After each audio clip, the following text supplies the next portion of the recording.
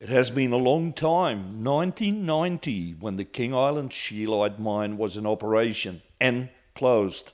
We're now in 2022 and it looks like it's all going to happen again. Today we're going to turn the salt. Today we're going to see some action. And to talk about a little bit of action, we're going to have a talk to the CEO here of the Group 6 mine now, as we call it, Group 6M, Chas Murcott. Chas, big happening. Yes, it's a very exciting day. So I'm the General Manager for the Dolphin Tungsten mine, and we're working Island Scheelite. We're now Group 6 Metals, which is a broader name for the tungsten group. Now, I know it's all a starting process, so we're going to have a look at the mine in a minute. We're going to hop in the car and have a look there. But we got a map here that might indicate it all a little bit more. Where are we right now, Chas? So we're in Grassy, and this is the old Ballarat Tarradon College campus, which we have bought off the college, and it's been really great to get accommodation in and around Grassy for new employees, because we know how tight accommodation is on King Island. So we're here. This is a map of the mine site looking north, and where we're going to go to is where we're starting construction, which is the processing plant and mine surface equipment area here on the mine site. So here's the old pit, and this is where we're building the processing plant and the go bay for the trucks, and the port is at the bottom. Let's get a helmet on the head and let's have a check and have a look. Good stuff. Yes, it's an exciting day. We've been trying for a long time. It's great to see action happening on the ground finally. Now, Chas, a lot of people would say, hey, I do recognise the King Island Scheelite mine, but that's straight away the wrong name, isn't it? The only people who know what scheelite is people on King Island and in northern Tasmania. It was one of the difficulties of getting funding, is people didn't know what scheelite was, but they know what tungsten is. So yes, we renamed the company from King Island Scheelite to Group 6 Metals. Group 6 is the part of the periodic table that tungsten is in, and the G6 is also our European off-takers. So yes, we changed our name to better reflect the broader sense. No taker back on King Island itself. Now, if people didn't know what scheelite was, how did they know the difference then between scheelite and tungsten? Or is there a difference? Well, scheelite is the actual mineral that tungsten comes in, and then tungsten is the metal that we use in industrial processes. Now, in mining, we live in a world today where people, when you say mining, people straight away, bad thoughts, bad feelings, mining, we shouldn't be mining anymore, and mostly thinking, of course, of coal mining. This is totally different mining, isn't it? Absolutely. So everything is either farmed or mined, and to make progress you need commodities from mining to make things. So tungsten is really important for industrial manufacture, mostly machining, for automobiles, for cars, for planes, for wind turbines, for all sorts. Everything we do has to be machined, and just about everything is associated with tungsten. Now, in a minute, we're going to turn the sod, as they call it. I do see a lot of sand around us. Have we got a sod somewhere we can turn? Or? Well, there's a lot of sand, so we're starting the earthworks for the processing plant behind me. And what we're doing is we're flattening out a big sand dune, and on top of that sand dune will be the ore pad and the crusher, the processing plant, and behind that will be where the go bay is for the mining, surface mining equipment. Now, it has taken a long time before the mine is going to be opened again, and okay, the turning of the sod, but I believe there's already been a lot of work happening in the last few years, isn't it? Well, it's been a huge effort over 15 years just to get to this point, but it's a terrific point. We've done a lot of planning, we've got all the permitting, and now we're starting the earthworks. We were a bit delayed by COVID, so we've done a bit already, but you can see it's happening behind me, and we're in full construction mode. And how long will the construction take before we get to actual mining? So we're doing the earthworks right now, and then for the next 3 or 4 months we'll be pouring concrete foundations and building the processing plant, and that'll take the rest of 2022. Later in this year, some surface mining equipment will turn up, and we start to do the preparations for the pit, and we commission the processing plant in the first quarter of 2023. And then when processing plant, what are we thinking of? Like a big football stadium, or what size, or what can we imagine with it? So you have a crushing circuit which has got a jaw crusher and cone crushers, and then some vertical impactors which breaks the rock up into very small sort of sand-like sized pieces, and it goes through a gravity processing plant. So spirals and shaker tables, and a lot of those are outdoors, and then the final product cleaning happens inside a big shed. And this is now what it's going to be, is what they call open cut mining. That didn't happen in the 70s, 80s, and almost to the end. Why now open cut mining? The mine closed because of commodity prices. The commodity price for tungsten is 7 times higher than it was when the mine closed.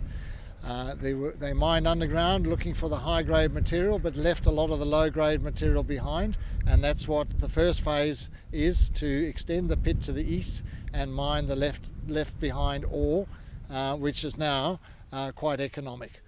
It's a lower risk approach for the start of the operation. We will end up going back underground to get the ore that's at depth, but we're starting with the open pit. How do we know how much is there? How much quantity? How do you work that out? Well, there's been a lot of drilling, and there's a lot of data from, as you know, 80 years of activity at the Dolphin mine. So it's a lovely ore body, and we know a lot about it from previous open pit and underground mining, and a lot of drilling that mostly done by GeoPico, but also by King Island Scheelite when they were that. To verify what's there. We're quite confident about the nature and the size of the ore body. So for how many years could we have this mine open, you think? So we've got an 8-year mine life for the pit, and we've done a feasibility study that says another 6 years for the underground, so that's 14 years. Plus there's Bold Head, which we've done a pre-feasibility on, which could extend the life of the processing plant beyond that. Now we're talking about the commodity prices were very low, and that's why the mine closed in 1990. How do we know, what is the security that prices will stay good, say, for those next 14 years? Well, certainly the global outlook has changed, and the demand for critical minerals is increasing. A lot of that's to do with the renewables and all the machining and required for electric cars and for wind turbines. So the demand is strong.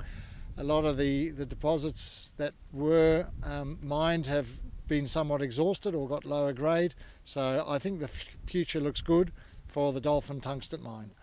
Now, I believe that, a lot of work is happening here, a lot of work has to be done, but right now I believe you're going to focus on levelling a little bit of work just for our guests that are arriving here soon. Yes, we have our official commencement ceremony, and hey, it's a big deal.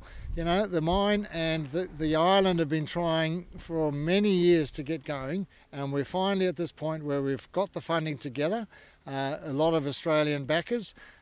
We've finally got the planning completed, and we're off and making it happen. We've been wannabes for a long time. It's great to see action and being started.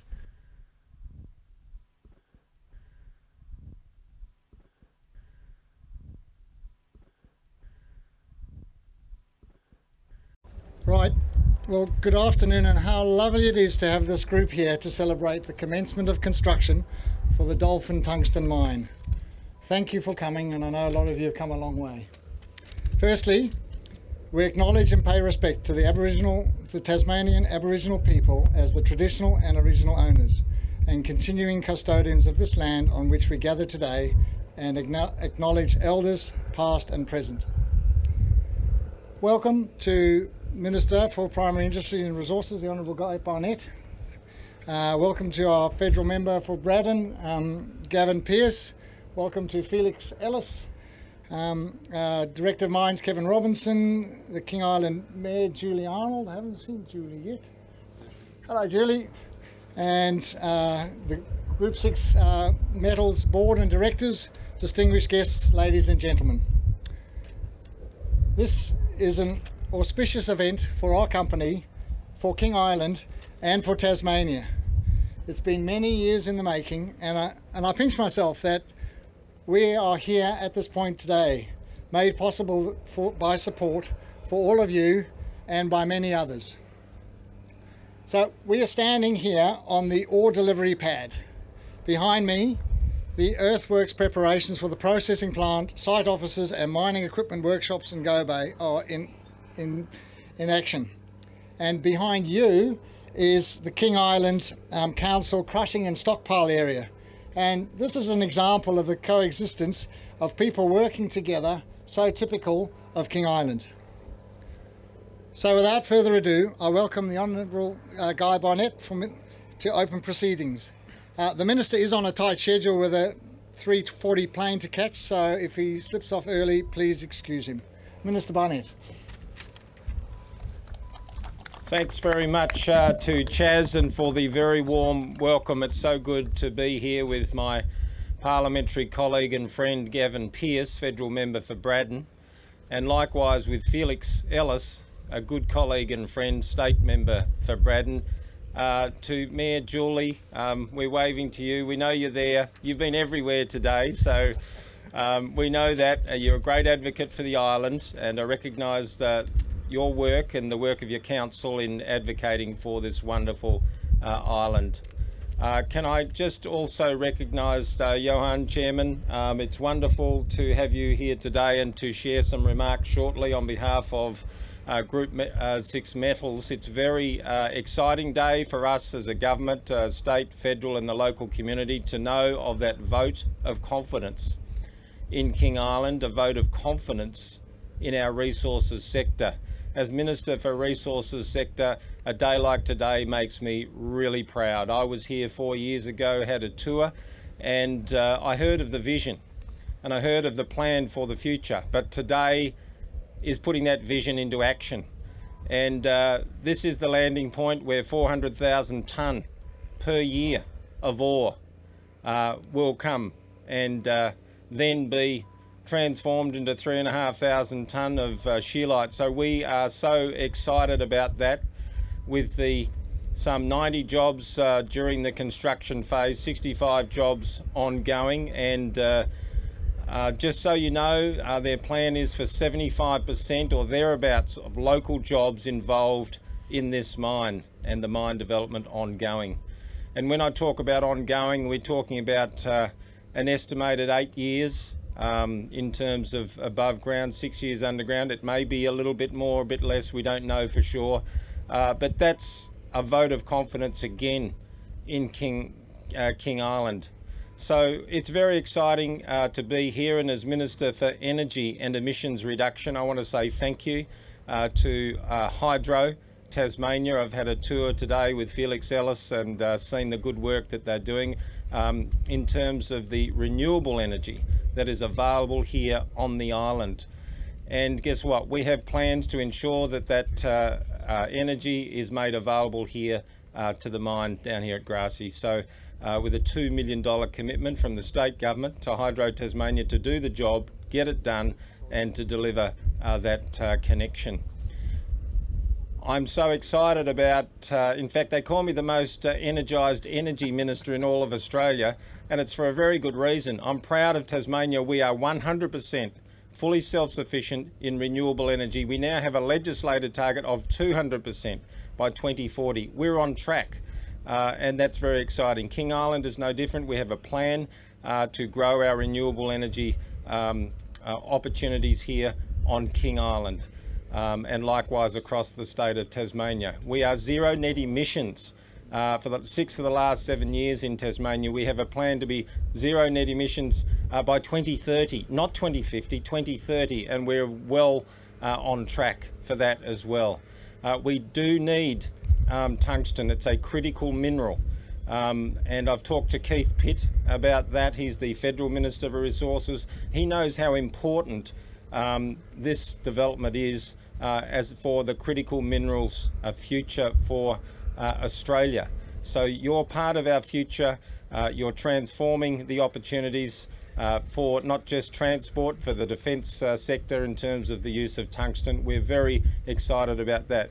Finally, I just want to pay a compliment to Minerals Resources Tasmania. Kevin Robinson's here today and their team, to the Office of the Controller General, who did so much with the Department of State Growth to help make this possible. As a government, we said we want to back you in as a company, and Johan and his directors said yes.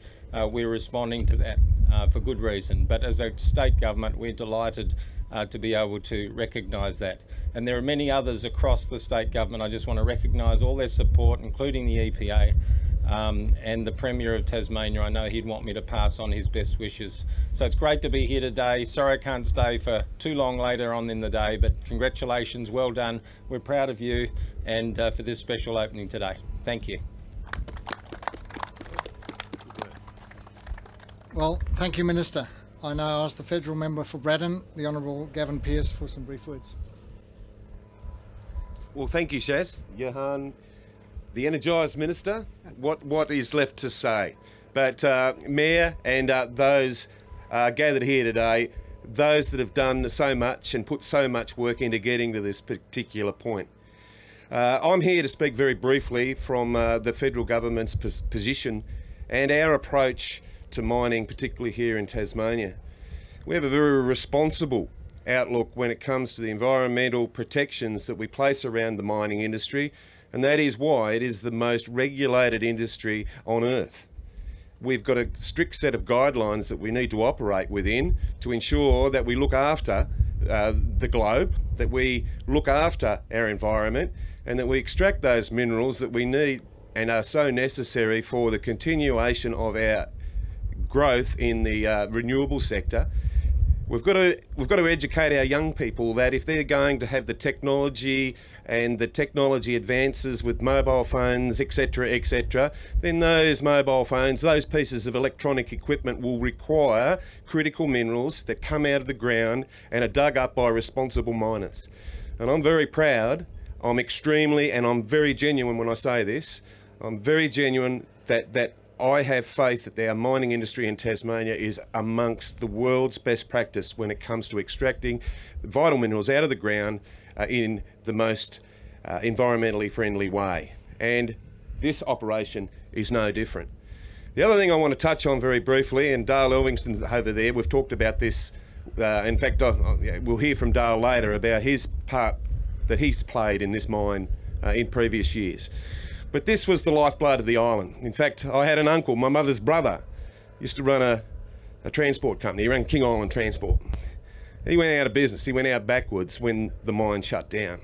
It absolutely, if you can cast your mind back, those from the island, it absolutely devastated this place. For many years, we lived in that legacy. And now, I think this is the shining light. This will give confidence and bring spark back to young entrepreneurs that have got that confidence and that spark and can glean from the project that you guys are putting forward here. And maybe our future entrepreneurs will come as a result of spending time here in this very operation. So if I could take it back and sum it up, this is going to be done in a very environmentally friendly way. It's going to be done to the strictest of regulations, and I make no bones about that. Those restrictions are in there for a reason. We need to do that responsibly. And the last thing I want to leave you with is recently in Europe, Russia, Ukraine, in China, navigation rights in the South China Sea has brought a geopolitical increase in tensions around the world.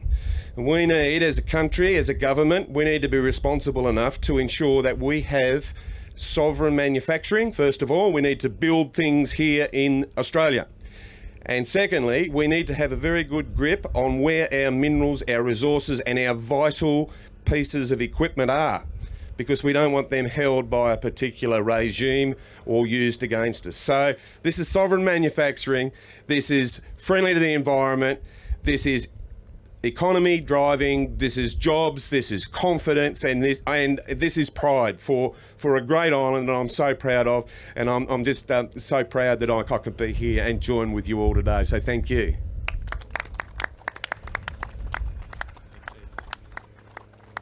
Thank you, Gavin, and heartfelt words, yes. Now, call on the King Island Mayor, Julie Arnold, if you could please come and say a few words on behalf of the island. Hard act to follow, but I'm sure you'll shine.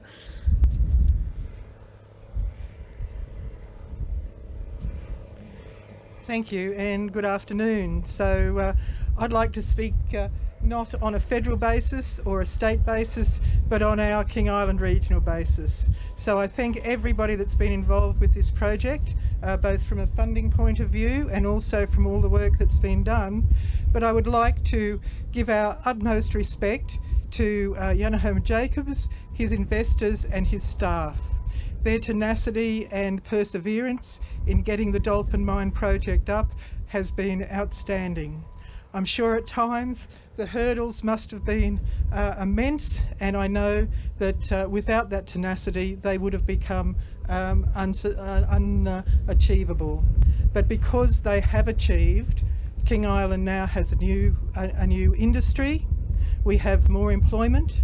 We have potential career paths for some of our youngsters, and they are major issues for this island. Over the last 4 years dealing with the advocates for this project, I have personally understood how important it is for them that the project be both sustainable and also environmentally sensible. So I believe that this is a huge opportunity for our small local regional economy, and I believe that we have achieved a major good corporate citizen. So on behalf of the King Island residents, I would like to first thank them for having the Dolphin Mine project successful, but also sincerely welcome them as part of our King Island family. You are now one of us.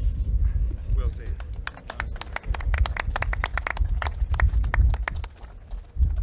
Thank you, Julie.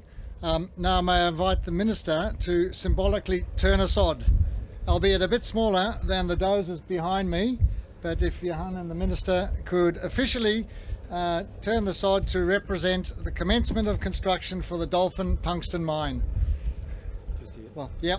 Well, it's a bit of gravel actually, but it's gravel from the open pit, so it's fully representative.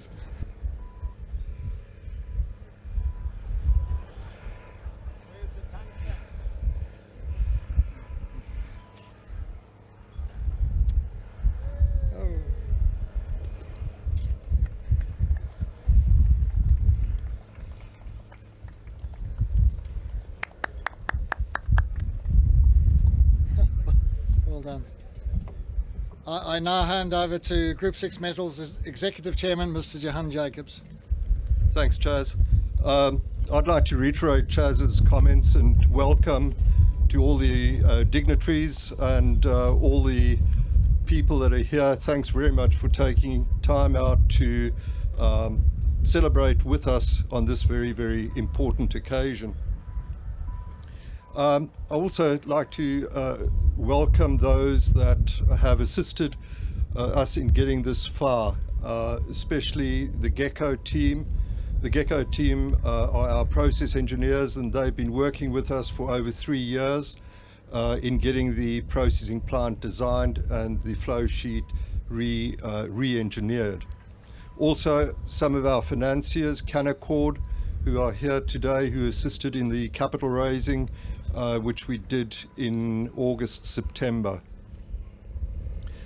Today's event actually culminates for more than 10 years of fairly laborious work, doing various iterations of the process design and also funding. The team has worked ceaselessly on getting us to where we are today, and I thank each one of them for their continuing contribution and support. So why have we actually worked so hard in trying to open a mine on King Island? Well, tungsten is a critical mineral. Minerals are classified critical because of their economic importance. So tungsten is used in our everyday life. I'll touch on the actual uses a bit later, but it also becomes critical when there is a supply chain issue. In tungsten, 80% of the world's production is actually produced out of China. So that makes it a very, very critical to the Western world because of, as the Minister touched on earlier, the potential supply disruptions. It's also, tungsten is non-substitutable. It is the hardest metal known to mankind. It's only one or metal or mineral that surpasses that is diamonds. So tungsten is used, as I mentioned, in everyday life. 20% of the world's production of tungsten actually goes into the manufacture of passenger vehicles. It's not used in vehicles, but it's used to cut the metal to manufacture those vehicles. There's another 20% that's used to build roads and build tunnels. For every tunnel you need a tungsten carbide. If you want to drill into a concrete wall, you go to Bunnings and you buy a tungsten carbide drill bit. So it's used in every conceivable way. More and more recently, it's being used in 3D printing. It's used for cutting wind turbines. And as the member for Braddon said, that if we're going to go green and have net zero emissions, we have to mine more minerals. Tungsten is one of them, graphite, lithium, all used in battery storage and in mobile phones and everyday life. For those of you that don't know the history of Dolphin, it was actually, the deposit was discovered in 1907 by a geologist, Tom Farrell, looking for tin. The first mine opened in 1917, and during that, from 1917 to 1990, the mine operated sporadically, but obviously supported by the different world wars that were fought in that intervening period. When the mine closed in 1990, the tungsten price was $50 per metric ton unit. The equivalent price today is $350. So a significantly different economic scenario that we're looking at. The KIS, or King Island Scheelite as we used to be known, acquired the tenements back in 2004. But Chris Ellis, my co-director and very large shareholder in the company, got involved in 2012, so we've been on this journey for 10 years. Many external parties contributed, as I said, to where we are today, and my thanks go to the Tasmanian government, who almost just more than a year ago provided us with a loan of $10 million. On top of that, they also provided the Tas Hydro a $2 million grant to upgrade the power lines from the power station here to the mine site. That will make us a relatively green operation. However, we will still need to produce some power through our diesel gensets to drive the crushers that are very, very power hungry. But those two factors, from the support from the Tasmanian government, gave us the impetus to be able to raise the other 75 million either in loans or in equity. And there I have to mention our four large contributors to financing this. Our largest shareholder is Rick Chadwick. He's been a shareholder here since day one. He's based in Jersey. Our second largest shareholder is Chris Ellis, a board member with me. The third largest shareholder was Dax Capital out of Switzerland, a family office who believe in critical minerals and support critical minerals. And then of course Dale Elphinston and the Elphinston Group that contributed to the financing as well.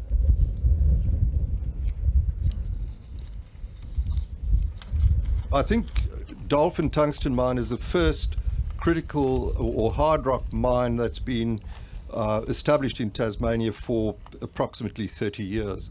It's certainly the first tungsten mine that's been developed since the mine closed, and that goes for the entire Australia. As was mentioned earlier, during construction, we will be employing some 90 people on the island. Once in full production, that'll be 65 people. We'll be exporting 3,500 tonnes of concentrate. So the mineral in the ground is actually 0.7% WO3. When we export the product, it'll be 63%. So we upgraded from 0.7 to 63, which is a massive increase in production.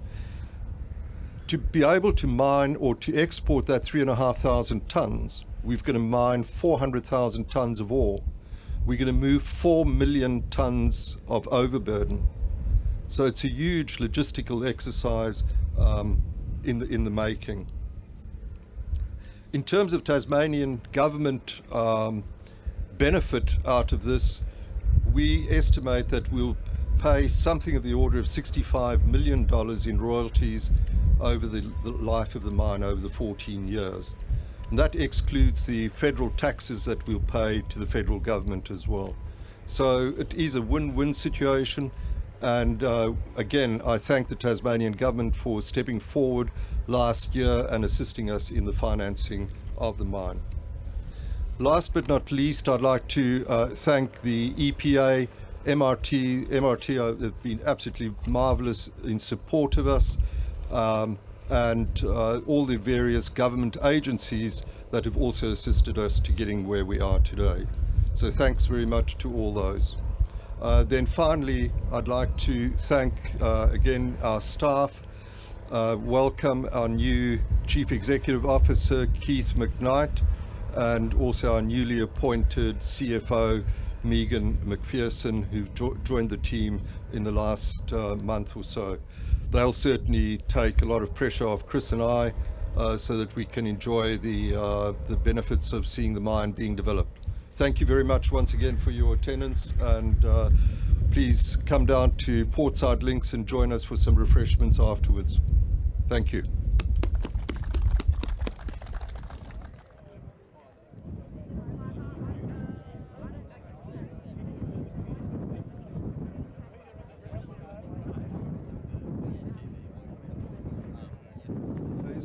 But I have great pleasure in inviting our guest speaker, who probably needs no introduction to any of you, and has a history with the mine dating back more than most of us, I think all of us here actually. So Dale Elphinston, if you'd like to come forward and give us some insights on your experiences on the Dolphin Tungsten mine, dating back when it was still operating. Thank you.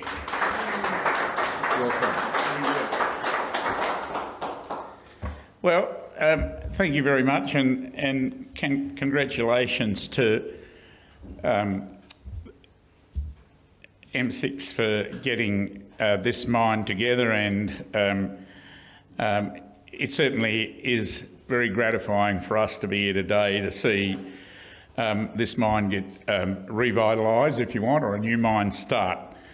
But I thought I might take you back a bit of history.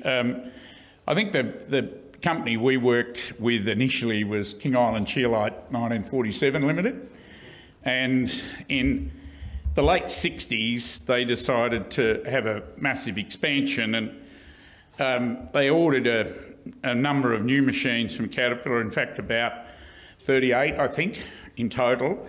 So when I first come here as a resident serviceman, I was a third-year apprentice, and I don't think anybody knew that at the time, but I was the cat mechanic on the site, and we gradually delivered that fleet over a period of about 12 months.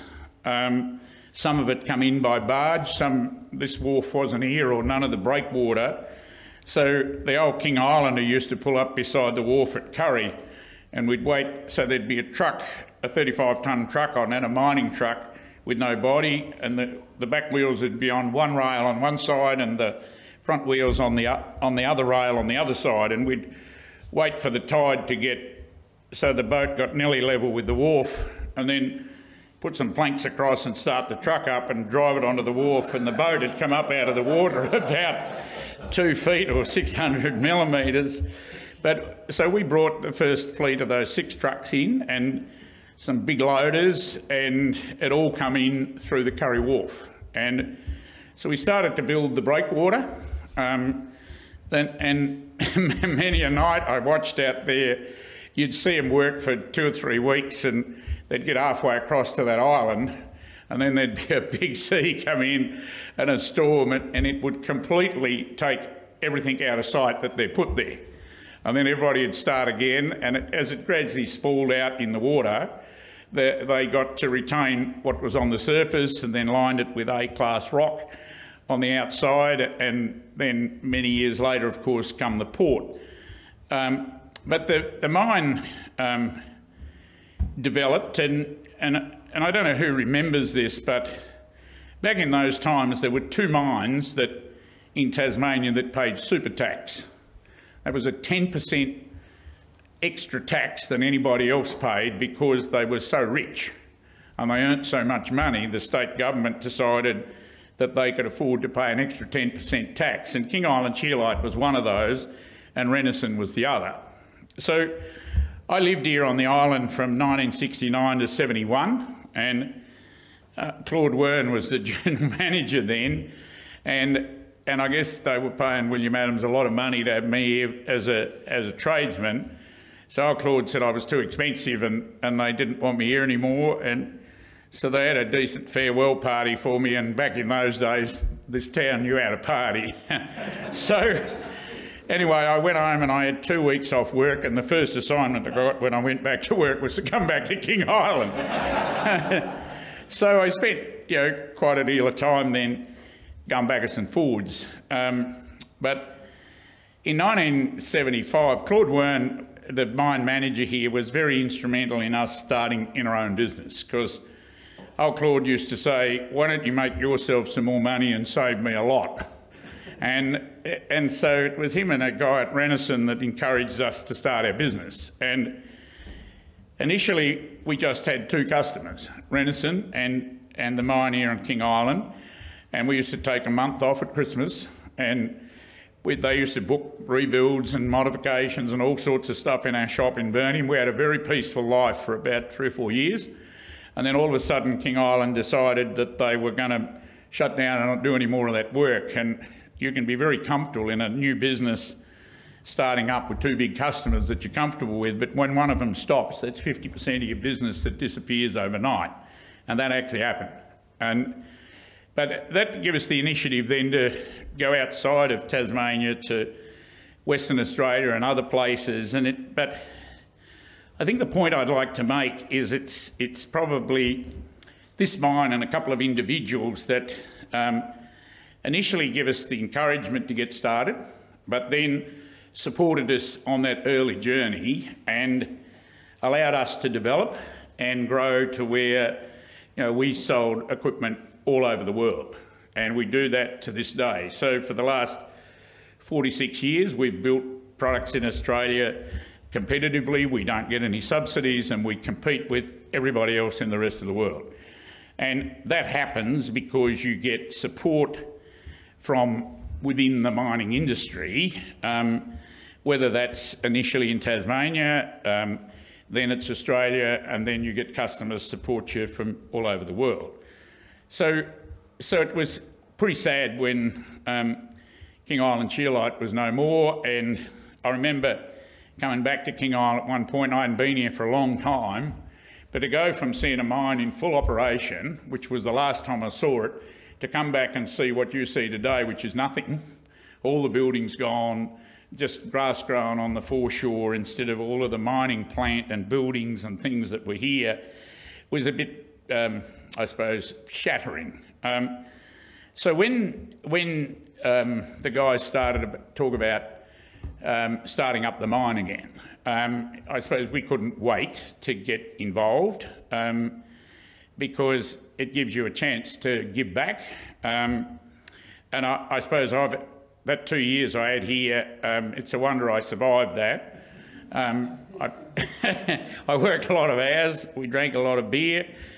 I don't drink any beer at all today, and people ask me why, and I said I drank my share when I was on King Island in 2 years. But it's been a really interesting journey to see a number of organisations come together to support this operation. So the shareholders, the management, the people of King Island, because you can't do a project like this unless you've got a licence to operate. So you need the community to be supportive of the project, but then the Tassie government, and then financiers, and then the people that will supply. And we've been very, very fortunate to not only be involved with some of the funding of the operation, but also the supply through our association with Gecko, through our William Adams business. So we've got a vested interest now in seeing this mine be successful for the long term. And I know we're talking about 14 years, but I think about that as just the start. And when you think about the potential that there is for other deposits as this mine rolls on and it starts exploration, who knows what will happen here. So I can't wait to see, one, what this does for this community, because that's ultimately what we want to get from the mine is because at the end of the day, as you travel along life's journey, all you get's what you get while you're here. And that's the things you enjoy, your families and things like that. But mines like this allow us to do that, and they're extremely important to our fabric. This will be really important to Tasmania, and it was great to see the Tassie government support this project in a number of ways. Also, this will be important to Australia because this is a strategic metal. And whether we like it or not, we're going to have to get more self-sufficient. One of the things that concerns me the greatest today is how vulnerable we are to a whole raft of things. And I'll just give you a couple of recent examples. So microchips, everybody thinks that COVID is the problem with microchips. The problem with microchips is, close to 70% of them is built in Taiwan. And Taiwan had a drought, and it takes about 8,000 litres of water to make a semiconductor. And so that's a problem. But when you wake up one day and you find that one factory in the world builds about close to 60% of the microchips in the world, and if somebody was to take over that country and that company and stop providing us with microchips, it would get a bit scary. But then you fast forward to urea, and AdBlue, China just decides it doesn't want to do that anymore, and next thing we have a problem. So I think, above all else, what this mine does is will make us self-sufficient in scheelite or tungsten, which will be important to us. So I think as we think about our path through life, this project is important, but there'll be many others that help us to be self-sufficient. And I'm a great believer in the fact that we can do in this country anything that we need to do. We're capable of producing whatever it is we need if we set our mind to it and we get lined up with government, investors and the people in this country to do the work, that we can do anything we set our minds to. So thank you very much for giving me the chance to talk with you this afternoon. That's a quick little snapshot of our journey with King Island Scheelite, but I certainly hold this place as a place that gave me a start in the business, and we've gone on to do some pretty great things. If you think about starting with one or two people, today we've got 2,900 families that rely on us for a living, and we take that very seriously. But when you think about where that started, it started here. So this is an important day for us. So thank you very, very much.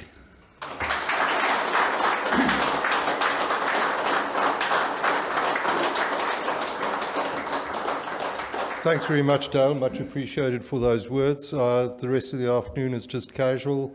Enjoy a couple of drinks and some canapes, and we'll catch up along the way. Thank you very much. Thank you. And that was the day of turning the sod. Johan Jacobs, the chairman of Group 6 Metal, here with us. Was it a hard turn? Well, it was a very interesting day. It's been the culmination of 10 years of very hard work to get where we are today, and the official commencement of construction. So from here we are certainly planning and on schedule to produce our first concentrate in January 2023, 12 months time, and then to export in February. Now, 10 years, let's say, in the making. What took so long? Was it? Well, you have to understand that the Dolphin deposit is actually the richest ore body, tungsten ore body in the world. But to take or extract the ore is not an issue. The mining is not an issue. The whole issue is around the flow sheet through the processing plant. So we've spent millions of dollars with the laboratories in Burnie in redesigning the flow sheet to be able to get a recovery of very close to 85%. And that has been done through iteration after iteration after iteration to get that kind of recovery out of the ore. Most tungsten operations fail because they haven't done their homework on the flow sheet. So we've done what we believe is significant research and development of the flow sheet to ensure as best as we can the successful development of the operation. The second thing that we struggled with was financing. If we were a gold mine or a copper mine, it would have been very easy.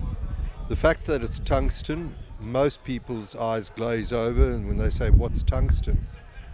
The second issue is that China, as I said, produces 80% of world's tungsten. So when you have a concentration of power, supply power in one nation, there is always the ability to manipulate or to set price. And that scares the financiers because all our product is sold on the spot market or related to the spot price. We can't sell forward at a fixed price. So those are the two major issues that it's taken us 10 years to get where we are today. So we now are fully funded. We have a design flow sheet that we believe will guarantee success, and that's a 10-year journey that we've been on.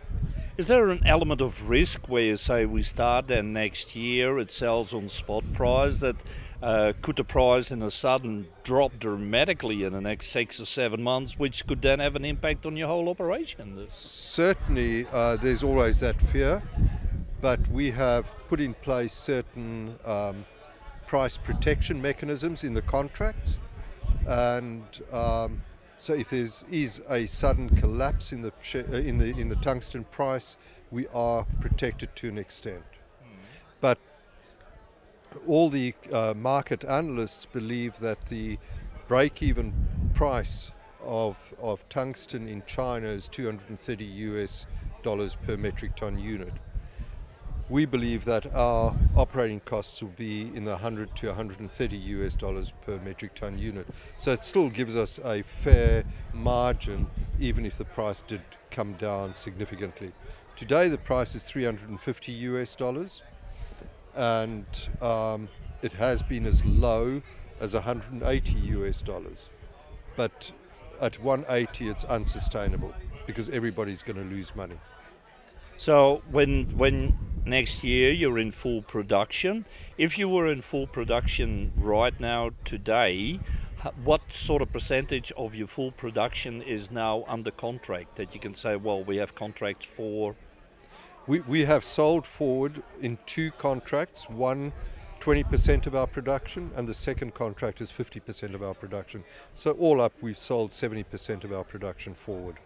And that's your margin that you say, well, that's where we can take the risk and start it all up. Absolutely, absolutely. And we are continuing to talk to other customers to get us up to the 85–90%. You don't want to go beyond that because if you have a production hiccup, then of course you haven't got the product to deliver to the customers. Now you were talking about the biggest reserves here. It's like, how does the King Island tungsten sit against, say, tungsten in the rest of the world, quality-wise? Well, It's not the largest reserve, but it's certainly the highest quality. So our average ore body is 0.76% in the open cut, and overall underground and open cut is 0.9%. Most of the other operations in the world are traveling at about 0.2, 0.25, 0.3%.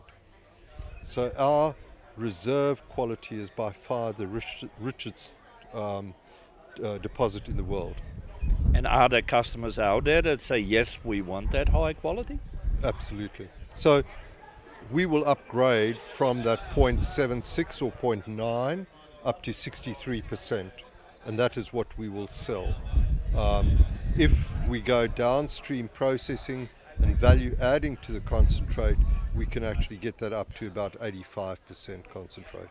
You mentioned during your speech today, during the turning of the sod, the longevity of about 14 years. How did you come to that sort of calculation? Is that the reserves we have here, or is there more? Or? Certainly the known reserves we have gives us a 14-year life. So it's about 8 years of open cut and 6 years of underground. Clearly, as we mine those reserves, we will also explore further and might find further reserves. But we are drilling in an exploration area not far from here, about 6 kilometers from here, on the Red Hut area, where we've had some very interesting intersections, and we hope that we'll define a ore body there that we might get a 30-year mine life, 40-year mine life. Now you mentioned, well, put it this way, King Island Scheelite, as it used to be known, has a massive history, has been closed for over 30 years. Was there anything from the history of the mine that became useful for your new organisation now, or was there not really anything, like it's all starting from scratch? No, not at all. When the mine closed, it was under the operatorship of Pico Wallsend. Pico Wallsend then merged with North Limited. So when the mine closed in 1990, they had very, very accurate records of what the ore body looked like. When Chris and I got involved back in 2012, in 2014, we actually dewatered the pit. And you may remember that the entire pit was flooded, and we spent 3 months pumping the water out. The reason for doing that was so that we could reassess and drill the ore body again and match those with the records that we were left with from Pico Wallsend. And fortunately, all the holes that we drilled were very, very comparable to the results that we had from the records of Pico Wallsend. So that gave us a lot of confidence that the 14-year mine life that we've designed, the ore body is there and will survive us the 14 years. So certainly the records that we had from the 80s and, well, mid-80s and late 80s were a great source of information for us in redeveloping the mine. I heard Julie Arnold, our mayor, today about in her speech. I believe Group 6 metal is going to have a massive impact on the well-being, future, economy, population of King Island, isn't it? Well, our payroll will be something of the order of $6.5 million a year, and most of that money will be spent on the island. Then on top of that, we've got $65 million of royalties being paid to the Tasmanian government over the 14 years.